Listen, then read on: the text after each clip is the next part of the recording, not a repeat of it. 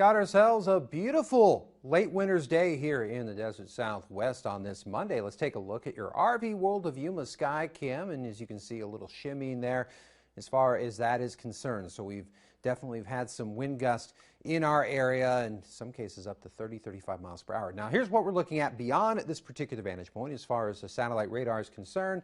A little bit of inclement weather to northern Arizona's perspective, not affecting us in that particular respect, but certainly the wind effects have been there. Certainly a wind advisory in portions of Southern California, but notice not here in the desert Southwest. Speaking of the winds, here's the latest and greatest on that. As you can see, out of the north for the most part, we're talking anywhere from 10, 20, in some cases even close to 25 mile per hour consistent winds. We've had gusts a little bit higher than that today. In the temperature realm, well, we've been looking nice in this particular regard. We're talking about high end 60s, low end 70s in the Imperial Valley.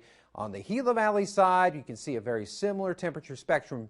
And you notice there's no 70-degree temperatures as of right now. So we barely got into that realm today. But as you know, we are in the month of March, and that will change pretty rapidly. We'll get into that in a few. But tonight, we're expecting a system to kind of roll through at least portions of the Pacific Northwest, and then Tuesday we get another one that's going to kind of affect things a little bit more. So that's what they got to deal with up there, and there's that trough right there, and as you can see, that particular dynamic still affecting us. It's bringing in some of that cool air. It's bringing in the wind. You see the lines pretty close together, so that's indicative of wind speeds for our area. And your Metrocast, 65 degrees by 7 this evening, and as we get into the overnights, we are going to get pretty cool for this time of year. We'll be in the high-end 40s when we wake up for your Tuesday morning.